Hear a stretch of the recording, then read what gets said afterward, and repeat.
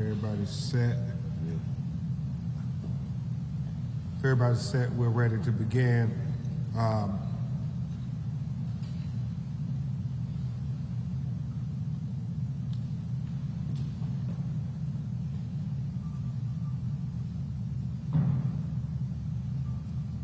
You ready? Good afternoon. I'm Attorney Ben Crump, along with Attorney Ray Hamlin, Attorney Nabiha Shear, Attorney Desiree Austin. We have the honor of representing the daughters of Malcolm X. Present with us is Ilyasha Shabazz and Camila Shabazz. The purpose of this press conference is to continue to reveal the truth in the conspiracy to assassinate Malcolm X. One of Malcolm's most profound quotes was, "I am for truth, no matter who tells it.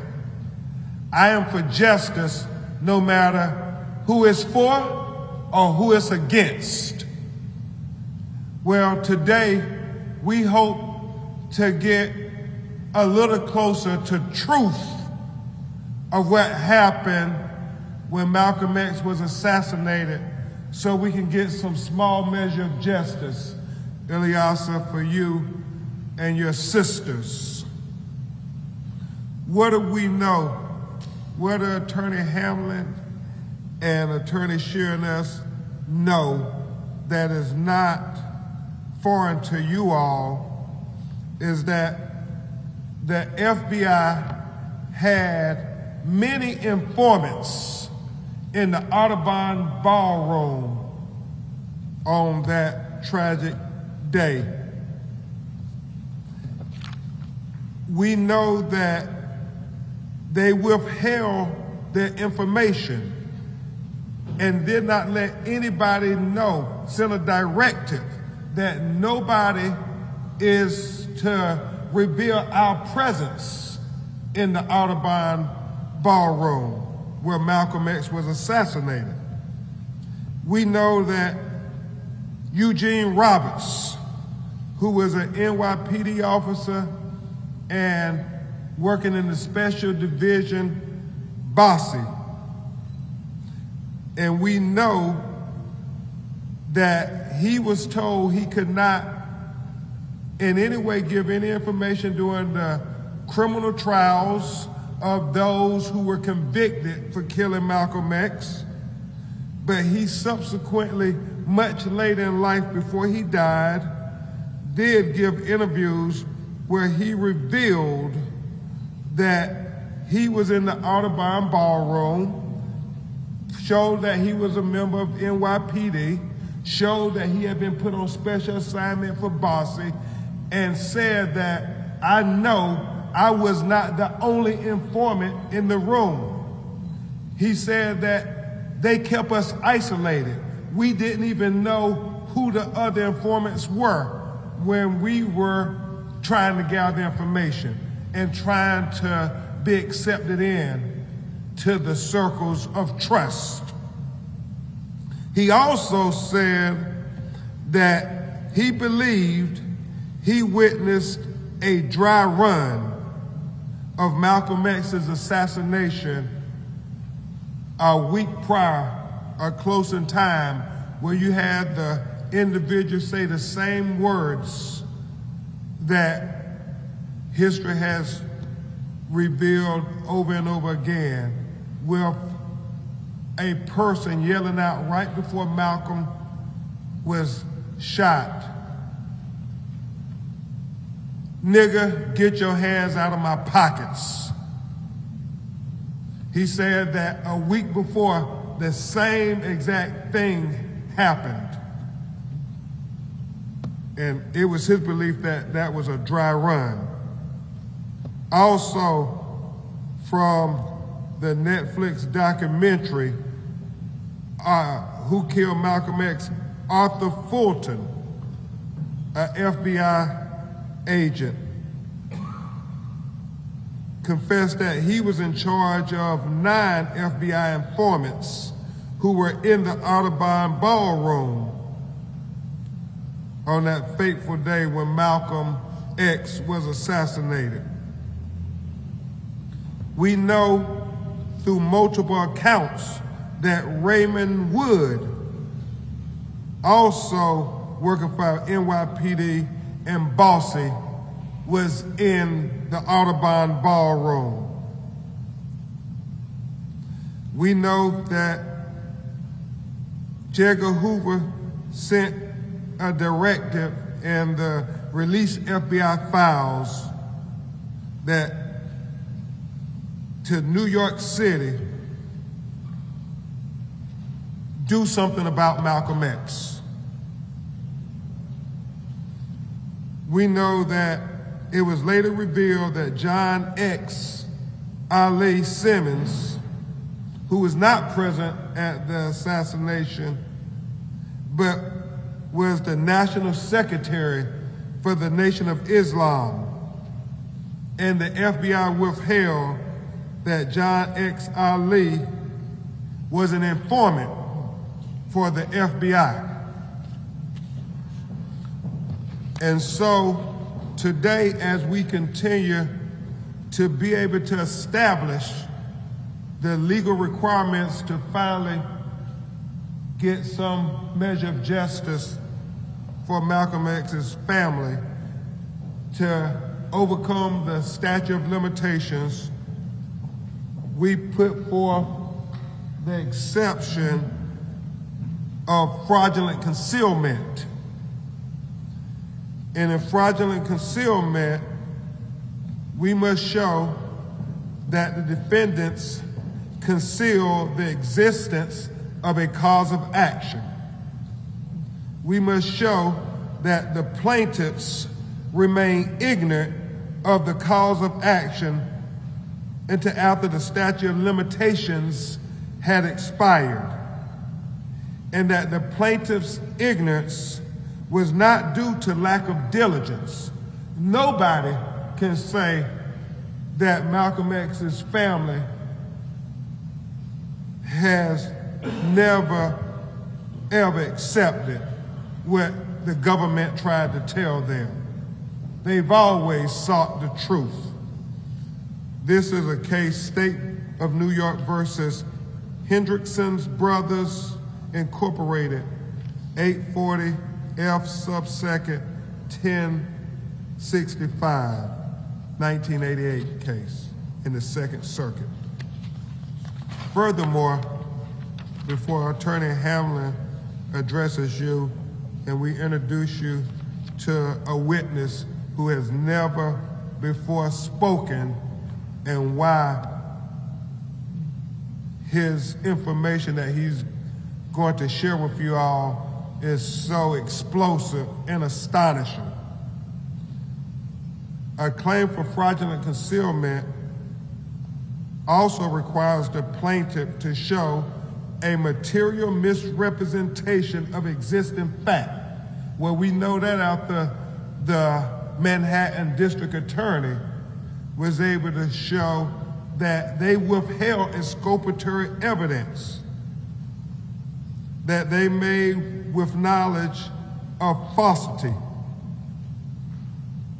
And the last element that is really clear for all of us is an intent to induce reliance thereon, justifiable reliance upon the misrepresentation. Why is that so important? They had to make sure that the people who they said killed Malcolm X were convicted, because that way it will have the family and everybody rely on their truth, their misrepresentation that we didn't have anything to do with conspiring to kill Malcolm X. These are the people who were convicted. We know that fallacy has been revealed to be an outright lie. We know that two of the individuals who they convicted of murdering Malcolm X were completely innocent. And so that brings us to here today about trying to tie together this conspiracy. You're going to hear from an individual who has not spoken in 58 years, ever once. He's going to read from his affidavit, his words. He was very suspiciously never called to the trial, never asked to give a deposition or a statement. He was a member of Malcolm's organization for African American Unity. He's going to speak for the first time today, even though for many years they did have great fear. They killed Malcolm. If they killed Malcolm, how could they feel that they wouldn't be killed or persecuted? But thankfully, he has come forward to help Malcolm's daughters get justice and to tell his truth. And we have visual evidence, objective evidence that corroborates in many ways what information he is revealing today. It is very important that we understand that it's not just what he's saying, but when you look at it in the context of the photographs that were taken back in 1964, that we look at the stock video that Attorney Desiree Austin and Attorney Nabiha Shir were able to find after combing through thousands of photographs and thousands of video back from 1964. That was 1965, I apologize. And that's critical because it adds up. It adds up. You hear what he's saying and you see the objective video. And he tells you what he heard the police saying that night. That's the only thing we don't have. We have the pictures, we have the video, but we have no sound. But we have an eyewitness, and more importantly, we have an ear witness who heard what the NYPD officers were saying on the scene.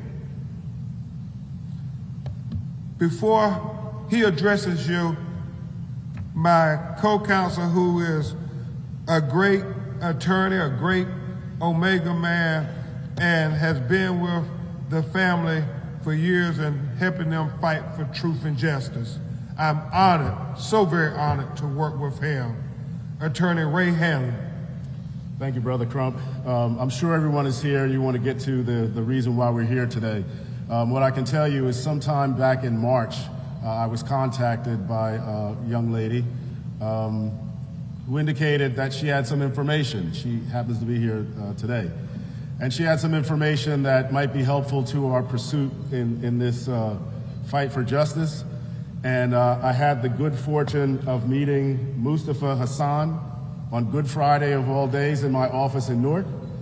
And what he shared with me in the hour or so, 2 hours that we were talking, it became, in my estimation, so glaringly important that we needed to share it with the world. Yes, it's been 58 years, but he felt that now was the time to share the information that he had. And he was able to corroborate what he was saying by virtue of the historical photographs that exist and pre-exist at our meeting.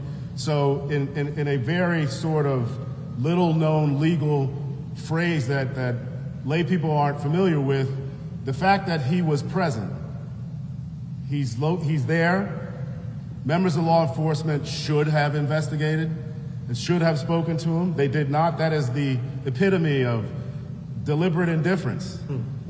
Because at that point, Mr. Hassan had information clearly that was contrary to what the theory was behind what happened to Malcolm X. And I think once you hear this information, we are so grateful that we had the opportunity to meet with him, that Mr. Hassan will share with the world this information that he has. And it's supported, as I said, by documents, by photographs, by videos. And we hope that that will shed some light in further pursuit of the family as we tirelessly try and obtain justice for them. Thank you very much, Attorney Hanlon. And interesting to note, when Mr. Mustafa Hassan first met with Attorney Hanlon and I, we didn't know about the existence of a video.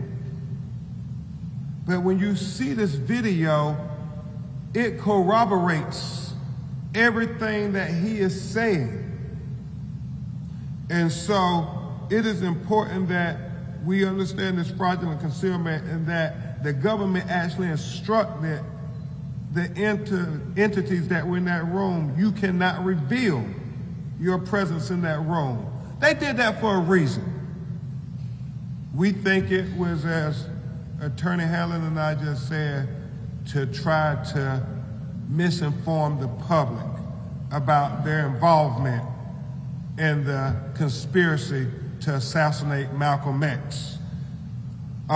We are so grateful that Mr. Mustafa Hassan is talking. Some of the witnesses have since died, and that has always been a grave concern to Ilyasa and her sisters, that the truth will be buried with the individuals that was in this very ballroom in 1965.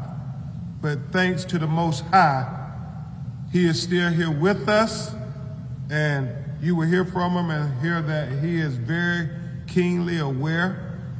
And there are others who are still with us who we hope will have the courage to come forward. As he goes through his affidavit with you all, we're gonna have the photographs and illustrate for you all exactly what he's referring to, and he may even do it himself.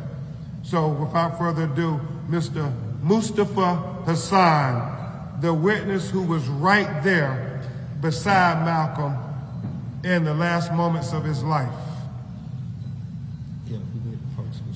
Good afternoon, ladies and gentlemen. I will read to you the affidavits of myself, Mustafa Hassan, given in the state of New York, County of Kings, and it reads as follows. I, Mustafa Hassan, previously known as Richard Melvin Jones, being duly sworn, hereby depose and say, number one, I have personal knowledge of the facts stated in this affidavit and certify that the following statements are true. Number two, I am executing this affidavit freely and voluntarily. Number three, I'm over 18 years of age. My date of birth is... Don't give your date of birth. Okay. Your address. And don't give your address. All right. And number four, I am fully competent to make this affidavit and have personal knowledge of the facts stated in this affidavit. Number five, I was a member of the Organization of Afro-American Unity, acronym OAAU, founded in 1964 by El-Hajj Malik El-Shabazz, also known as Malcolm X. Number six, on or about February 21st, 1965, I was present in the Audubon Ballroom at 3940 Broadway at West 165th Street in Manhattan, New York. I assisted with a security detail when Malcolm X delivered his speech. I was initially assigned to be in one of the aisles of the Audubon. Subsequently, one of the lieutenants higher in the OAAU chain of command structure instructed me to move towards the entrance to the ballroom.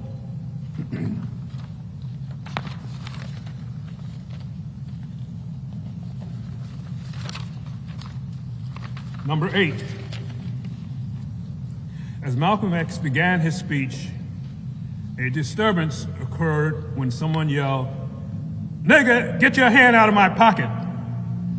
Immediately thereafter, Malcolm X stepped forward and asked everyone to stay calm to de-escalate the situation. Now, all of a sudden, number 9, there was a loud explosion that immediately caused further disruption, capturing everyone's attention. Now, a series of gunshots, number 10, then rang out from another direction, and I immediately ran from my post in the entrance and witnessed Malcolm X being shot. Number 11, I immediately started to make my way from the back of the Audubon, where I had been posted, and towards the stage where Malcolm X was located. However, the scene became chaotic as people frantically ran around seeking exits to cover and protect themselves. Number 12, I saw a man running down the aisle towards the exit where I had been posted with a gun in his hand. I made the decision to attempt to stop this person because he had a gun in his hand and was heading directly towards me. Number 13, I managed to knock this person down, and I continued towards the stage where Malcolm X was lying on his back, surrounded by his followers. I know now that the identity of the man with the gun is Talmadge X. Hayer, also known as Thomas Hagen. When I arrived at the stage, I saw that Malcolm X was in grave condition, seemingly close to death, and as a result, my extreme distress and anger, I turned attention back to the man who I had seen running away, knowing that he had a part of responsibility for what I had just witnessed. Number 16. I would later see the same man outside as he was being beaten by Malcolm's followers, while a group of policemen who suddenly showed up on the scene asked if he was with us, while at the same time holding back Malcolm's followers from beating him. Can you repeat that? Yes. I would later see the same man outside as he was being beaten by Malcolm's followers, while a group of policemen who suddenly showed up on the scene asking, "Is he with us?" while at the same time holding back Malcolm's followers from beating him.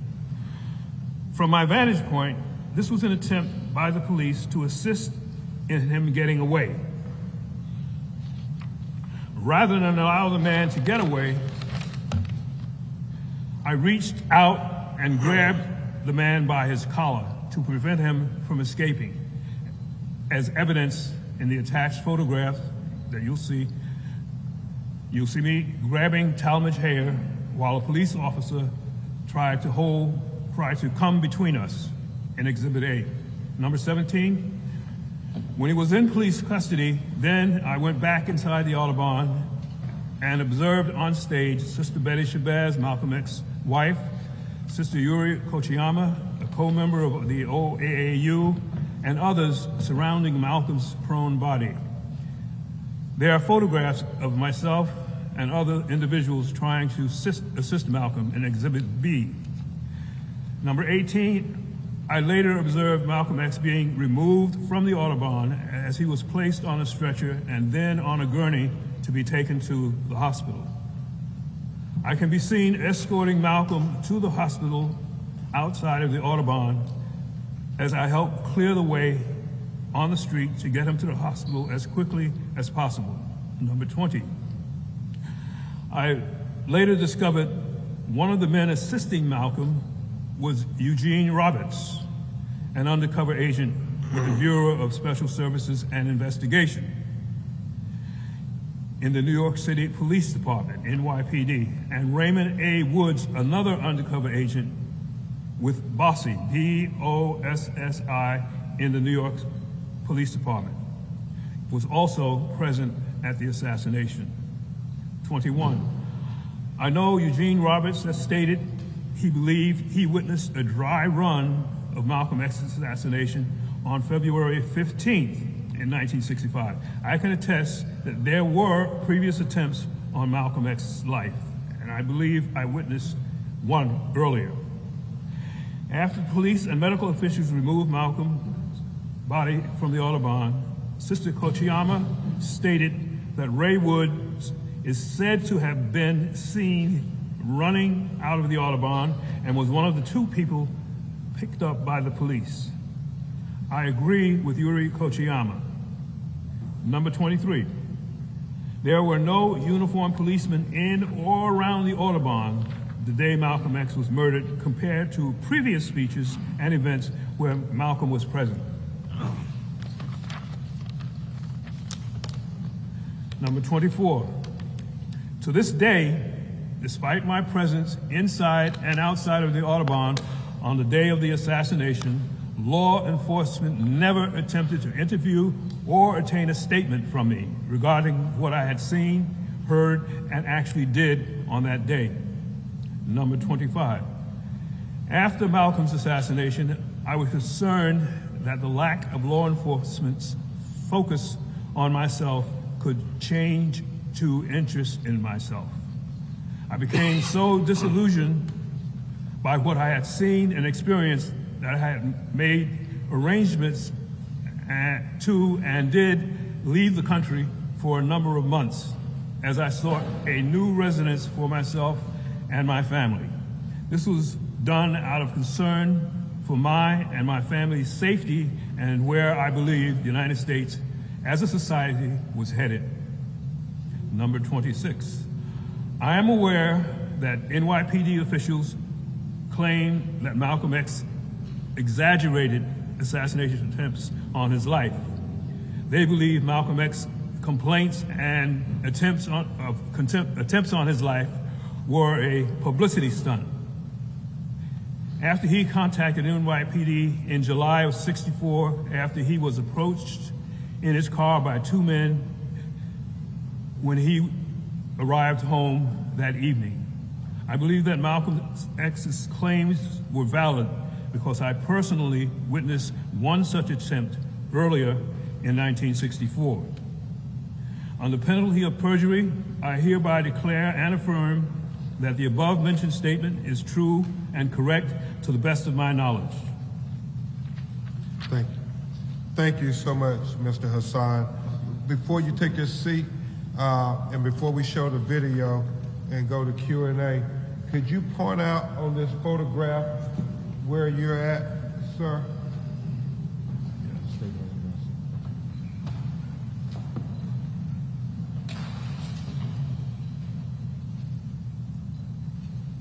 And we have a better photograph for you that we will share with you electronically, but we wanted you all to be able to have him point himself out where he's at, grabbing on Talmadge Harris' collar, and how the police are trying to separate him from that.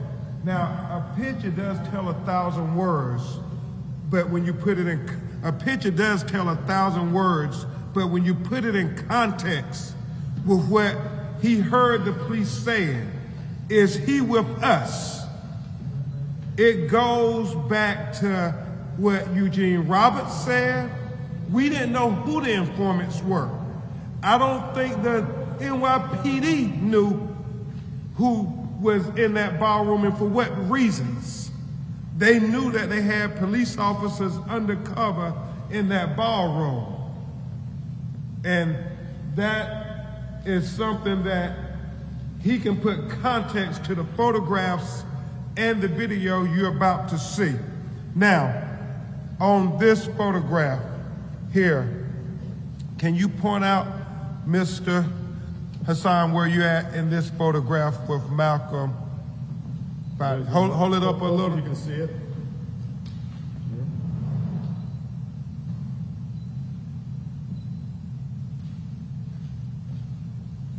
Okay. And now if you could step with me over here, You should Mr. also point out my mother. Okay. And can Ilyasa say, can you point out her mother in that photograph? Yes.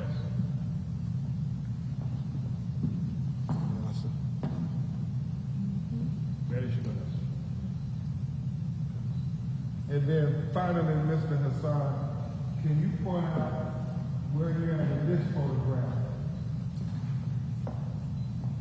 Okay. And can you point out and tell who is on this picture?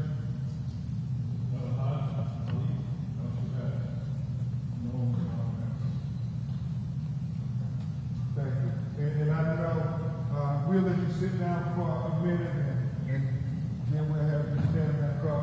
Now, if we can turn your attention, Attorney Shear, are we ready to show the video? And if you all will turn your attention, and remember, let me get up. I keep telling me to stand in front of the microphones. Remember, when he told us what he heard and we saw the pictures, we had no idea that there was video in existence from 1965 until Attorney Shear and Attorney Desiree Austin went looking for every photograph they could find, and then subsequently found that there was some stock video that we're also going to share with you electronically. And we have affidavits of what just was read to you that we'll give you all here present with us, but also we will send that to you electronically. If you go to press@bencrump.com, we want to make sure everybody has all this important evidence, because as Ilyasa and her family have said all along, they don't want the truth to be buried. Thank you so much, Mr. Hassan. If we can turn your attention to the video. Ilyasa, you want to walk over here?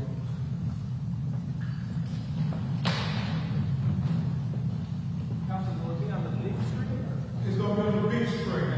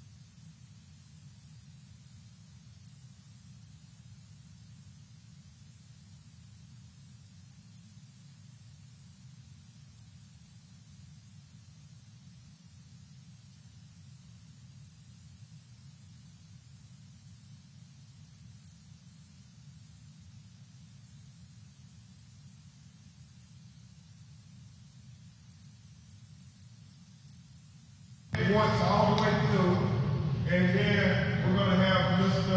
Hassan give color to the video with the narration of what was happening, what he heard them say.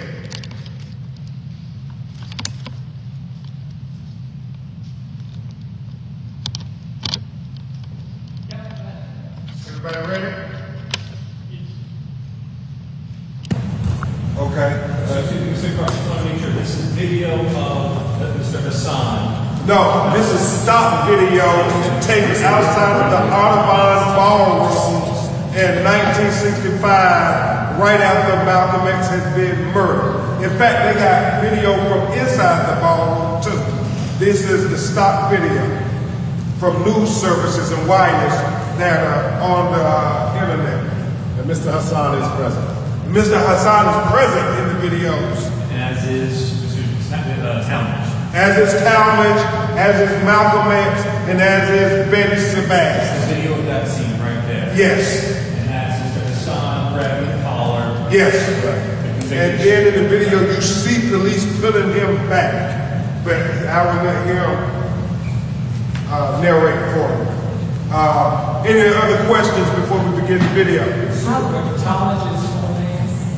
Talmadge Hayer. Hayer, H-A-Y-E-R. And he's the convicted murderer of Malcolm X.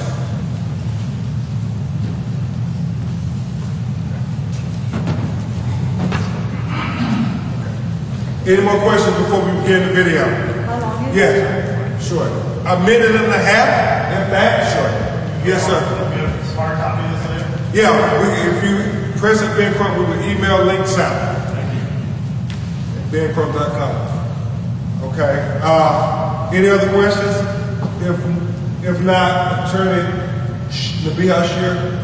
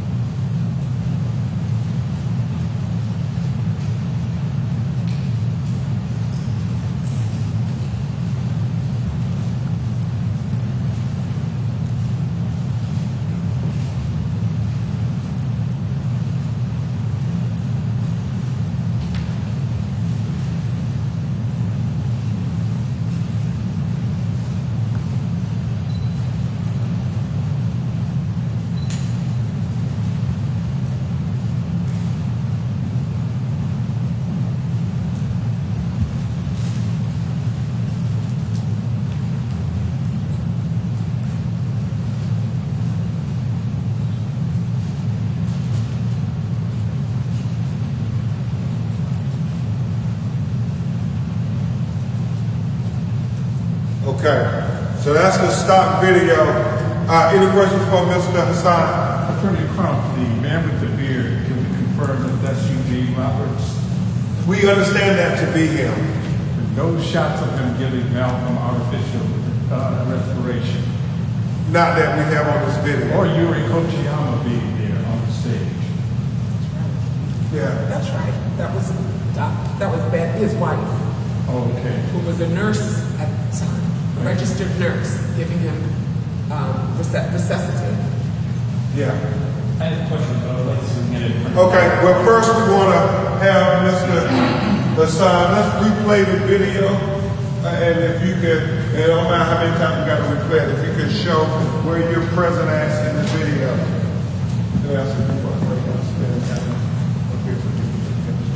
Play the video.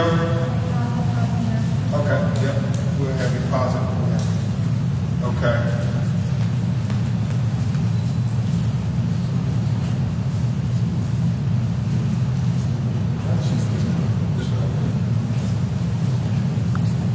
Oh, right. Pause. And Attorney Hammer makes a good point. These are only a portion of things. It's not everything that happened. This is the only thing that the videos capture. But when we pause it, Mr. Hassan, can you show where you're at? And Mr. Hassan, can you tell members of the media how old were you at that time? I had a birthday on January 8th, so maybe 26 years old. 26 years old at the time. Okay. All right. Can you continue on, Attorney Shear?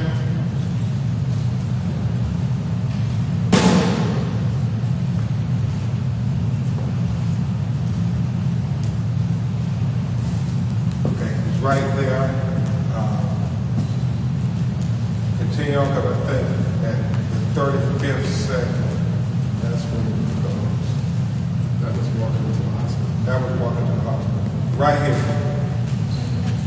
Okay. That 35 seconds. Okay. So can you tell, and I know they can see it better when they get the actual video, but where's your hand at in this video, Mr. Hassan?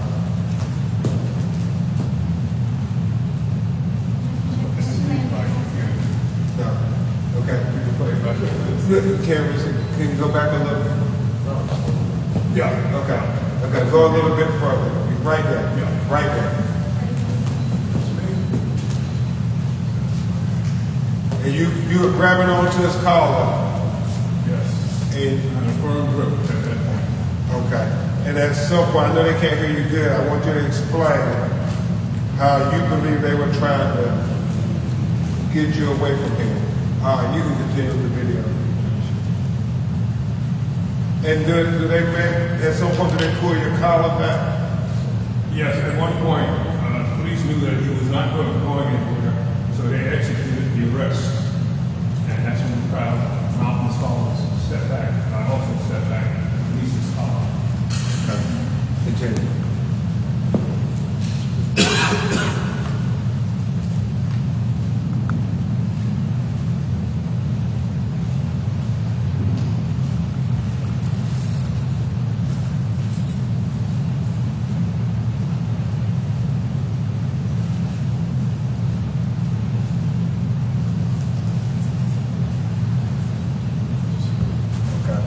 And we'll continue to link that'll be much clearer than this is here. And it's on Venmo as well. Right.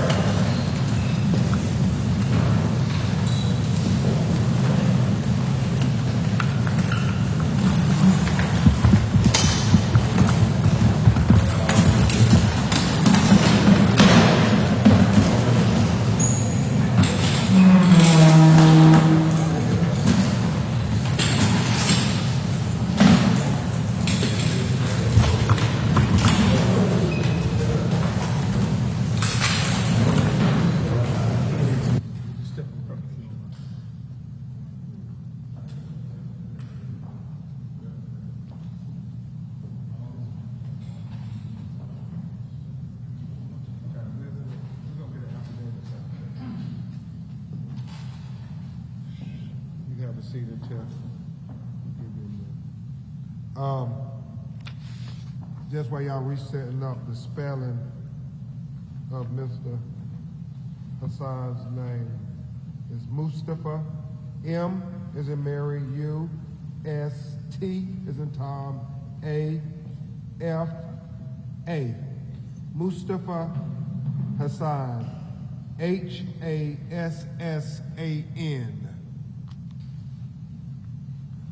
And anything else? Ray, you want us to go ahead? Okay, where the affidavits at? Okay. You and Attorney Solomon, I want to just hand out the affidavits. So we're going to give you affidavits as you ask your questions so you can have it. And we're going to send it to you electronically. Thank you, Mr. Chair. I want to distill what we're learning here to make sure we got it going correctly, correct, and that's right. You're at the Autobahn. You say that while police are making an arrest of Talmadge Air, the man convicted of killing Malcolm X, and you're grabbing his collar, you hear 8 police officers say, "Is he one of us?" You say it is in specific reference to Mr. Hare, and to you that implies what? We say that If I understand your question, yeah, did I know that I get the facts you laid out in that incorrect? Hello. Did I miss the fact? I just want to still restore it. yes, yes, So that's what I heard. that's what you heard.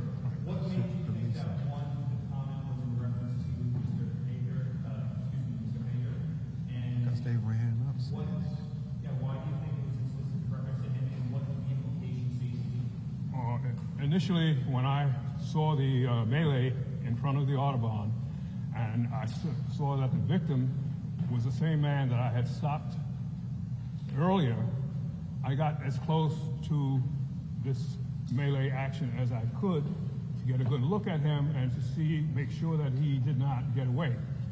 2 policemen who came over closest to me, one of them made that statement. There were other policemen holding back the crowd, but the 2 closest to me, one of them made that statement. But my focus was not on them until I realized that they were blocking me. I don't know if you know anything about basketball, but you can block a person And this is what was done to keep me from grabbing him after they made that statement. But after I held on to him, which is obvious in the pictures, they realized that he was not going to get away, and they had to arrest him. And that's when I let him go. Why do you think they were referring to Talmadge, and what did you think the implication of that statement you heard? Words spoken with emphasis and with dimension. The manner in which the policeman made this statement, whichever one of them it was, the dimension of his speech left no doubt in my mind that he was talking about Talmadge. What is the implication of that? If you are correct, They were addressing it to each other as they approached him. and what did you make of the implication of saying, is he one of us? What did I make of that? Yes. At the time, I didn't focus on that. My only focus at the time was the fact that he was caught and he was arrested. And Looking back decades, scores of years later, I can add more emphasis to my understanding what they were doing. This is the azan for prayer. Kindly hold your questions until the azan is finished.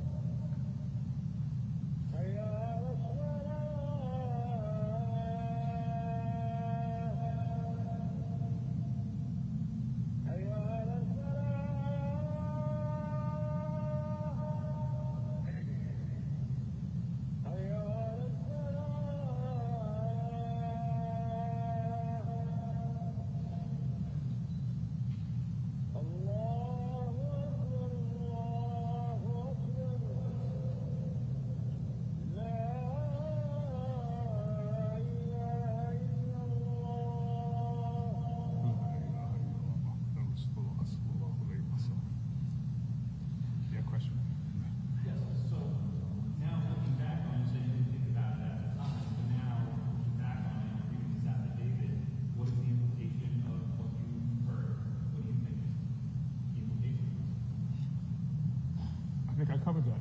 No, I didn't. You said Okay. you heard an officer say, do you think the police were you involved? didn't think much about it at the time, but now you're here talking to us. What is the implication of what you heard now? Now looking, oh yes, that absolutely the police had people in the Autobahn who at that point were trying to get out of the Autobahn, and they couldn't tell who was who because there's 400 people there rushing out. And that question to me, looking back, is they're making a decision as to whether he was one of their undercovers or not. And obviously they made a decision initially when there was doubt in their mind to allow him to escape. They made a choice, made a decision in favor of him. But at the point that they could not permit him to escape, because I held him, they decided to arrest him. Do you think Hager was either an agent and an actual undercover police officer or an informant outside the department working? Okay, let me say, I'm 84 years old, so you're gonna have to speak as if you're speaking to an 84-year-old person who's 20 feet away from you. Talk louder. Speak up. My apologies. Okay. Do you think Hager was working as an undercover police officer, an NYPD officer undercover, or do you think Hager was an informant working with the NYPD from the outside? Let me reiterate from the affidavits. He is a person leaving the Autobahn as fast as he could run in a loping kind of a run, which I later found out was, of course, one of the security people had shot him in the leg. But he is a person who was running out with a pistol in his hand, waving the pistol in the air, getting people out of his way. And I was the primary person in his way because I had left the position where I'd been reposted and was headed towards Malcolm. And I decided I needed to take him down at any risk. And I applied some of my military skills and was able to take him down and then continue up towards Malcolm. I didn't hold him because he was not the focus of my urgency. Running towards Malcolm was the focus of my urgency. So I knocked him down and ran up to the stage where Malcolm was lying on his back. But do you think he was working with the NYPD? No doubt in my mind. The NYPD, CIA, FBI, but he was definitely working for some government establishment. And let's be clear. Let's be clear about this. We continue to say you have to put this in context. Not even the informants themselves were aware of who all was involved. That's why we are putting forth in our legal action that the government was involved in the conspiracy to kill Malcolm X. They did not allow anybody to reveal their presence or what they were doing in the Audubon Ballroom. Eugene Roberts said they had a dry run in his estimation of what was going on. He saw that in hindsight, but he didn't even know what was going on, and he is a confirmed informant. Ray Wood also confirmed his presence in that ballroom, and he was an NYPD officer. So what we're saying is this conspiracy goes up to the top. J. Edgar Hoover said to the New York Police Department, sent word down in the FBI files, do something about Malcolm X. And so we're putting it all in context. The fact when police first run up to the person who has just shot Malcolm X, are they trying to stop him? No. What they're saying is he with us, because they don't know if their person was assigned to shoot Malcolm or not. Because as Eugene Roberts said, they kept us isolated. And he believed that was done intentionally as well. Mr. Crump, I just wanted to say, you believe that Hager was not a member of the Nation of Islam? I will say this, and I want to be clear. I don't want to be taken out of context. I don't know what Hare or anybody else was doing, but what we have laid out is that informants were in there. Whether he was an informant or not, we would never know. They haven't revealed who their informants are till this day. Arthur Fulton said there were 9 informants in the Audubon Ballroom. Were some of the informants told to assassinate Malcolm X, or were those informants told to keep people back? Were they told to get rid of his security detail so it could be easier to complete the mission? We can't tell you verbatim what they did, because for 58 years, the American government and law enforcement have colluded to make sure that Ilyasah and her family never know the truth. So we're having to, under all of the innuendo, all of the second guessing, try to put together a 58-year-old puzzle to give them the truth. So take what Mr. Hassan said as what it is. The police came saying, is the shooter of Malcolm X with us? Did you file your suit yet? No, we filed a notice of claim. We have to wait a certain time before we can file. Why? Because that's what the law says. What's the timeline when you have to file? 90 days. No, it's a little later. The federal agencies have 6 months. Take the mic. Yeah, sure. The federal agencies have 6 months to make a determination before we can file a lawsuit. And for the New York agencies, we have 1 year and 90 days within the time that we put them on notice to file a lawsuit.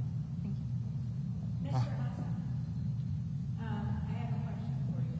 Yes. You are so clearly present in all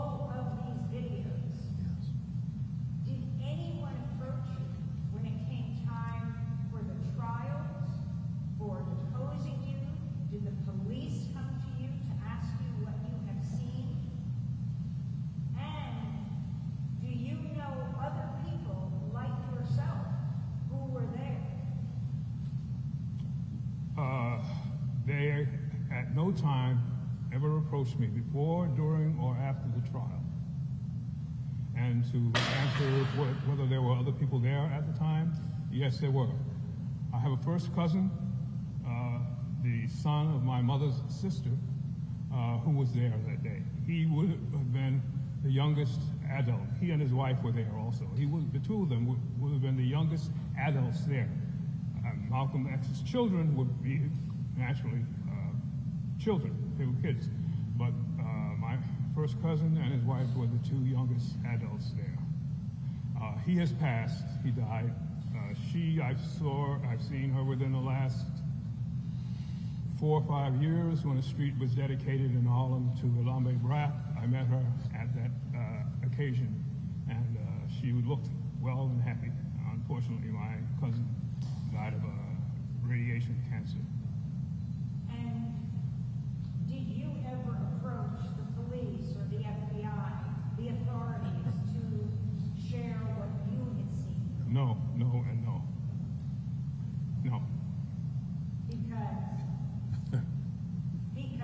Because they had just killed Malcolm.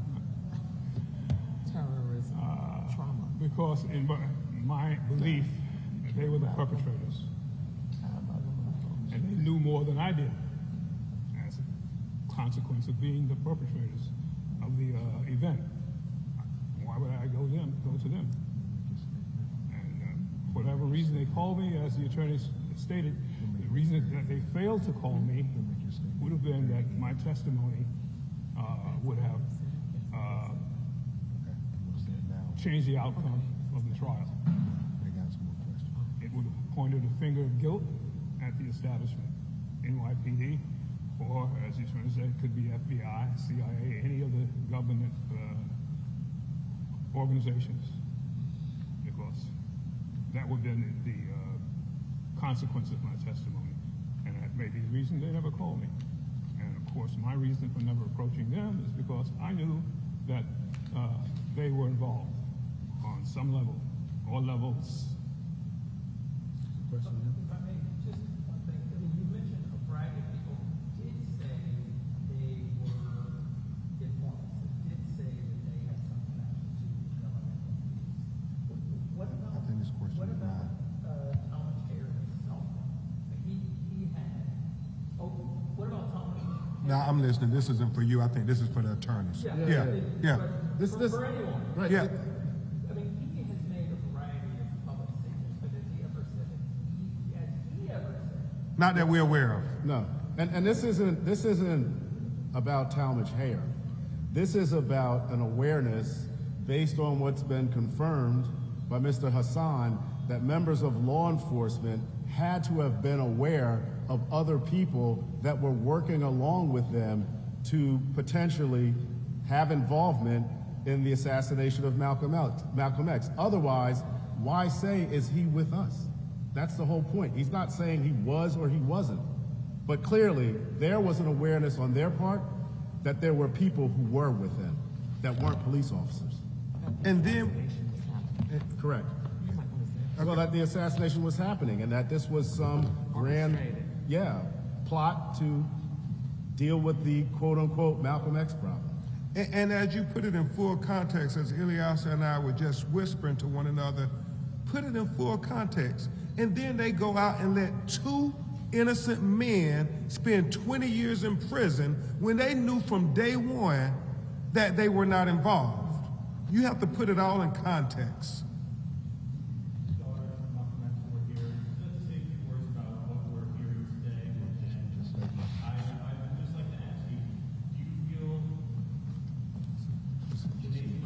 I need to hear. Sure. I'd like to just hear your response to what Mr. Hassan has said. Just read your statement. But I also want to ask, do you hold the Nation of Islam, its leaders, and Louis Farrakhan responsible? I'll answer that one, but you go ahead. She's just going to make a statement, and we'll answer the other part of your question. We simply want the truth to be known, the history books to reflect the organization, No, go ahead. I'm sorry. the orchestration of the assassination of our father, and we want justice to be served. Because I think what history has recorded is inaccurate. So we want the truth to be known. We want the history books to reflect that truth, and we would like justice to be served. Amen. And as it relates to the Nation of Islam or any individuals, what we think is clear is that the federal government had infiltrated all of the organizations. So individuals who we might suspect was working for the Nation of Islam, we don't really know if they were working for the federal government or not. Because as Eugene, what's his last name? Roberts, there's so many names. And John Ali. They kept them isolated for a reason. And if you know anything about, I guess, government espionage and so forth, and obviously J. Edgar Hoover had made a determination that Malcolm X was one of the top enemies in America, that you use that espionage and whatever's at your disposal to gain information and to plot to take down what you believe is a threat. And clearly, J. Edgar Hoover had determined Malcolm X, this black messiah, a threat to the United States.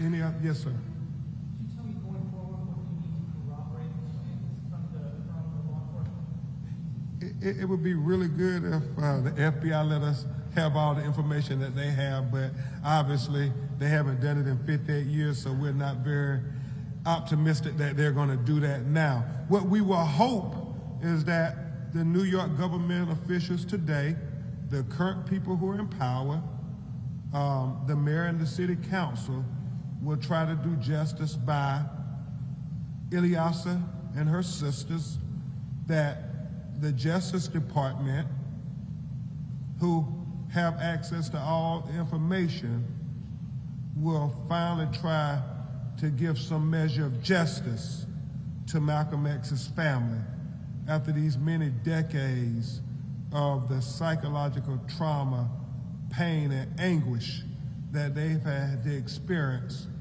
over the assassination of their father. It is, and it also reminds us of the pain and suffering that her mother, Betty Shabazz, had to endure all these years believing that they were involved, but still not being able to get to the truth. Can you shed just a little more light on the video of the film? Like where did it come from? Venmo. We're gonna get it to you. We're gonna get the you can. But how did you all? Attorney Great research by the attorney. Great young minds, great brilliant minds said, Attorney Crump, maybe you should look at this. This is the video right after they killed Malcolm. And it's stock video that's out there on the internet. And it showed us Mr. Hassan and many of the video images when he's on the stage there with Malcolm and Betty Shabazz, when he's there grabbing him at the collar, and you see the police come and separate him, and you also see him when they finally get Malcolm on the stretcher walking out.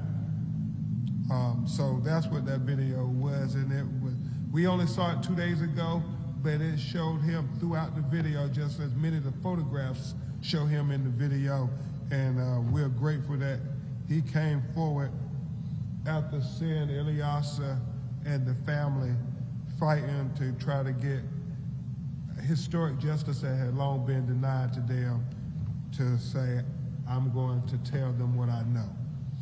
Are there any other questions? Just for clarity on the video itself, you say that you walked out and Amish Air was getting beat up by a group of supporters. At what point do the police officers come in and separate him from the supporters? And where are you in that space, and when do they say? Uniformed police officers showed up after this man had been beaten for a while and began to intervene. And initially, they made that statement when they saw him that I've already testified to.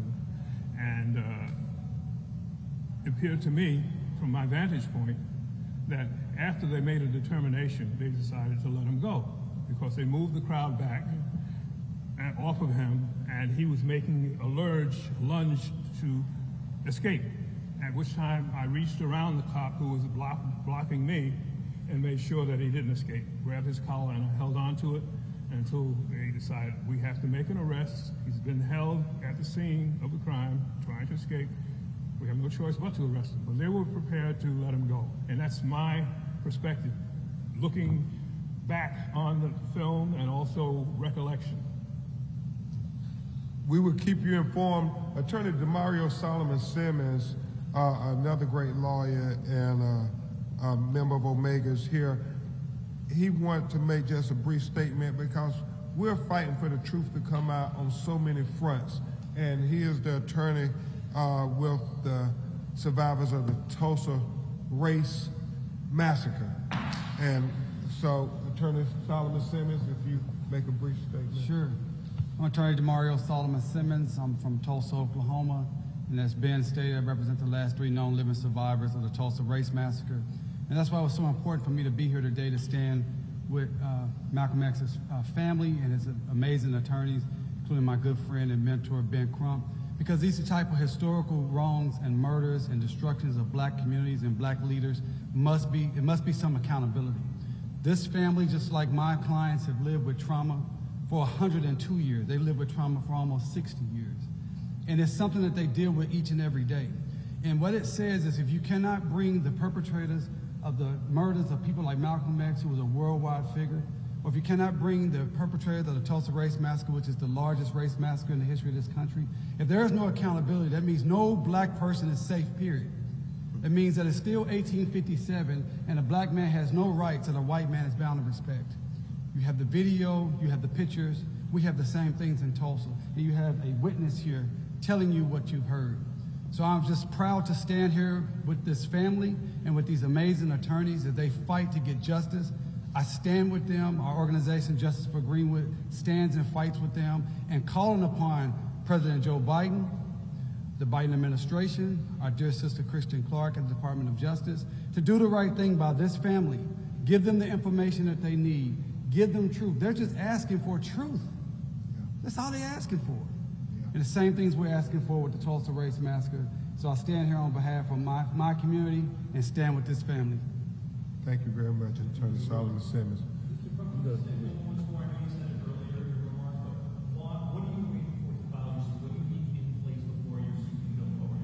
I think there's time at this point. Time. We need time. The 6 months has to run. No. Maybe you're misunderstanding. We have to wait 6 months after we gave our notice of claim, which we did about 3 months ago. What do you need to get your suit in to file your suit? We think we got it. We think we have enough. So how come you haven't filed a suit? So listen, if you can't do anything for 6 months, nothing. By law. Right. By law. Yes. The law doesn't allow you. That's it. All right. Hey, who do you work for, man? New York 1. Okay, got it. All right. Any other questions? And if not, we will keep you all updated. We think. Quick, kind of a personal question for Mr. Hassan. What is it, sir, what's it like for you to be back in this room where all this happened? I was waiting for the question. What brings me back? The initial spark was seeing on YouTube that the family was seeking financial redress. And I knew absolutely that they were entitled to it. Now, that was my initial inspiration to do it. And in the process of analyzing that, I reflected back on the contribution of their father to the African American nation.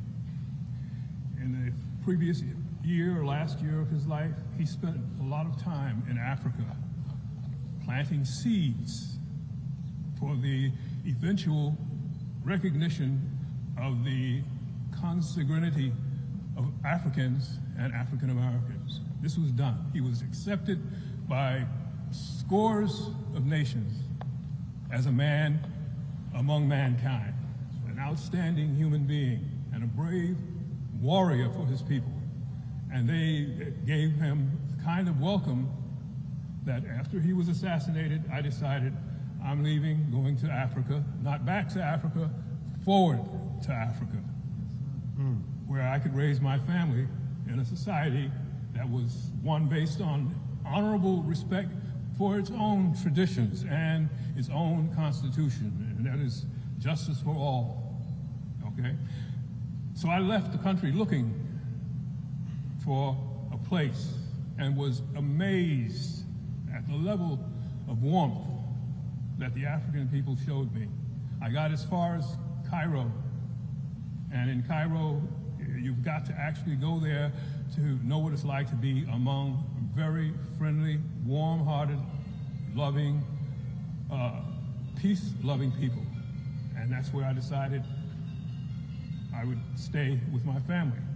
And then I met a student from South Africa, not the South Africa, but from Bechuanaland. I think they changed the name after liberation. And that inspired me to go to Tanzania.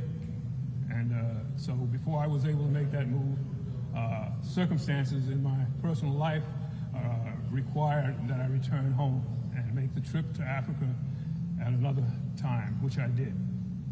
But coming forward now, I look at the legacy that Malcolm has left, the undone work that he started, and the burden of it on myself personally as a member of OAAU, on us as a people, as the beneficiaries of what the OAAU was set up to do. And that was to elevate us to the next level in our struggle for freedom, justice, and independence for ourselves. And we were grateful for him because he earned for us the respect that makes that possible. All the nations of the world now are rotating towards a new center in seeking justice, in seeking equality and fairness in business, in commerce, in trade, and in human relations. America is now losing the control and hold that she has had, not only on her ex-slaves, but on the rest of the world. When we look beyond the shores, we see that what was done to us for 400 years has been done to other people for just as long. And so that's coming to an end. Africa is awakened now. Beyond just running a flag up the pole, now they're saying, we are not going to be subservient to the West. And that's the primary or the most important motivation for me to come forward and help this family. Thank you, Mr. Assad. And I'm gonna go back to your question. But he, like so many other members of the OAAU, were true students of Malcolm X and the philosophy of self-determination, and that we as black people have a right to self-determination by any means necessary. And so I'm grateful to these elderly statesmen for our people. And I guess the last thing, Mr. Assad, he want to know, you being back in this room, how does it make you feel after all these years? And that'll be the question we end on. Okay. A little bit of history. Our struggles, serious struggles for equality in America, go back to the 40s and 50s, and it reached its apogee in the 60s. Up until that time, journalism was what it was created to be and meant to be from our Constitution, a fourth estate. All right? That has changed. Now, we don't know what to believe anymore. Those of us who are involved in our struggle can recognize when journalists are lying to us. The whole country, everybody in the world is recognizing that these days. But now that we have the ability to actually create in the internet another thought, more reality, more truth, then journalists, in order to survive, have to become more responsible to the people, more responsible to their estate in how this country was set up to be. They have a role to play, and that role is to do exactly what these attorneys have done, search for the truth. And when you get it, don't be afraid to publicize it. It may cost you imprisonment, loss of whatever, but that is the only thing that can save the country. My concern is not so much to save the country, but that you do what's necessary to help us elevate ourselves by helping get our truth out so that we can pick up a newspaper and find out that, yeah, journalists are beginning to recognize their true role, and that is to speak truth to power. That's one of the reasons. And this is an occasion to do that, to ask you to help do that. Thank you. Thank you, Amy.